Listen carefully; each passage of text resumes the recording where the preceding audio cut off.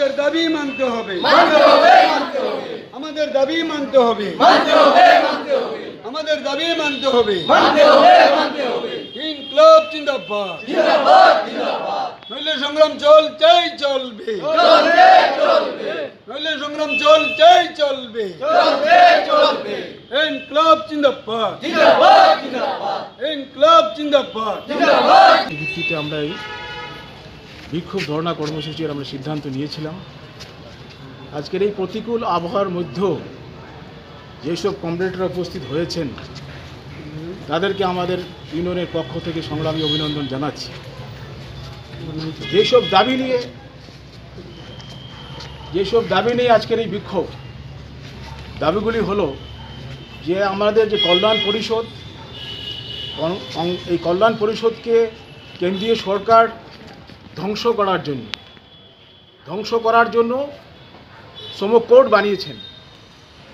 যে শ্রম কোডের মধ্যে আমরা নির্মাণ শ্রমিকের যে দুইটা আইন আছে, সে আইনগুলিকে আর আইন থাকার জন্য রাখছেন না, এটা সংহিতা বানিয়ে দিয়েছেন। আক্রমণটা হলো যে পরিকাঠামোগত আক্রমণ, একদম গোড়াতে আক্রমণ করেছেন। আপনি আর দাবি দেওয়ার জন্য আইনি পদক্ষেপ আপনি নিতে পারবেন না। কেন্দ্রীয় সরকার এই জায়গাতে আমাদেরকে নিয়ে যাওয়ার চেষ্টা করছে যে আপনার এই আইনি অধিকার আর থাকবে না, আপনার সংহিতা থাকবে। আপনার ওই আমলাদের কাছে আপনি রিকোয়েস্ট করবেন আমার স্কলারশিপটা ছেড়ে দেন, আমাদের ওই হেলথ চেকআপটা ছেড়ে দেন, যদিও হেলথ চেকআপ এখন নেই, যা যা সুযোগ ছেড়ে দেন, অনুনয় বিনয় করে করতে হবে। আইনি কোনো অধিকার থাকবে না। এই কোডের মাধ্যমে এই কেন্দ্রীয় সরকার এই জিনিসটা করেছেন।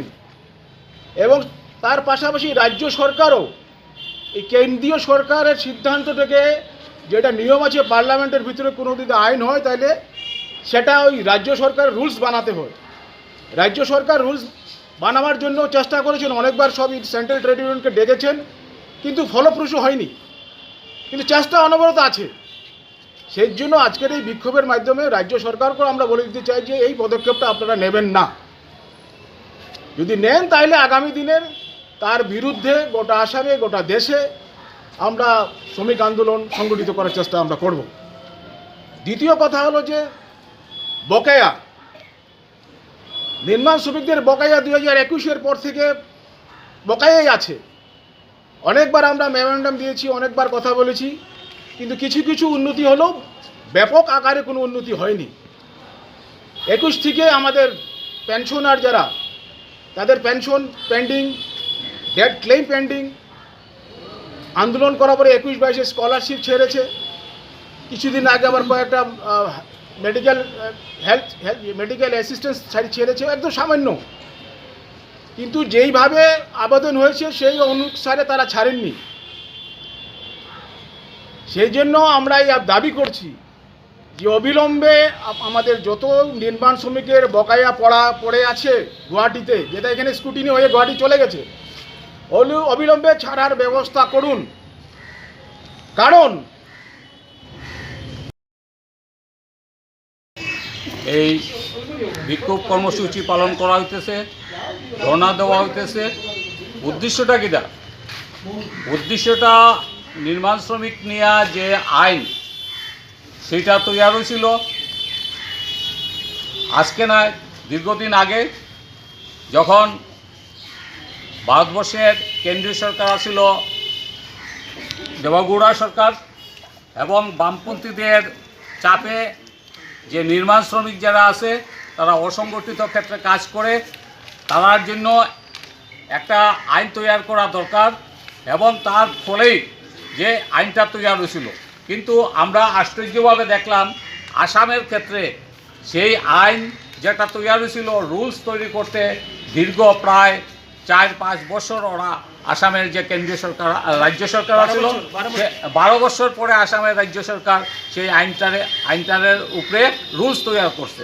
এবং সেই রুলস তৈরির পরে আজকে যে নির্মাণ শ্রমিকদের জন্য যে কল্যাণ পরিষদ যে বোর্ড গঠন করা হয়েছে, এবং বোর্ডের যে নিয়ম, আপনারা যে টাকা জমা দেন সেইখান থেকে বোর্ডের জমা হয়, এবং বোর্ডের জমা থেকে আপনাদের সুযোগ সুবিধা সেগুলো দেওয়া হয়। কিন্তু আমরা যেটা লক্ষ্য করলাম, যে বিষয়টা সবাই আপনারা জানা দরকার, যে এই কল্যাণ পরিষদ বোর্ড যেটা তৈরি হয়েছে, সেই চাইতে কোটি কোটি টাকা আছে, কিন্তু আজকে দীর্ঘদিন থেকে নির্মাণ শ্রমিকরা যে সুযোগ সুবিধা, আইন মোতাবেক সুযোগ সুবিধা, সেই সুযোগ সুবিধা কিন্তু বোর্ডে তরফ থেকে দেওয়া হইতেছে না, টাল বাহানা করা হইতেছে, যাতে যে সময়ের ভিতরে দেওয়ার কথা সেই সময়ে না দিয়া দীর্ঘদিন সেটা প্রায় 3 বছর ধরে অনেক কিছু মানে দেওয়া হইতেছে না, সেটা বন্ধ করিয়ে রাখা হয়েছে। উদ্দেশ্যটা কিটা? কল্যাণ পরিষদ রক্ষা করতে হবে। ইনকলাব জিন্দাবাদ, ইনকলাব জিন্দাবাদ। আমরা পালন করছি একটু আগে, যে আপনারা জানেন যে গোটা ওয়েস্ট বেঙ্গলে গত 8 আগস্ট, সম্ভবত 8 বা 7 আগস্ট, এই আমরা একজন ডাক্তার, আরজিকর হসপিটালে একজন ডাক্তার মৌমিতা দেবনাথ, এই ডাক্তারের নৃশংসভাবে খুন করা হয়েছে। এই খুনটা একটা পূর্ব পরিকল্পিত খুন। এই আরজিকর হসপিটালের বিরুদ্ধে আগে বহুতবার অভিযোগ উঠছে, বিভিন্ন অসামাজিক কাজ এই আরজিকর হসপিটালের মধ্যে চলে।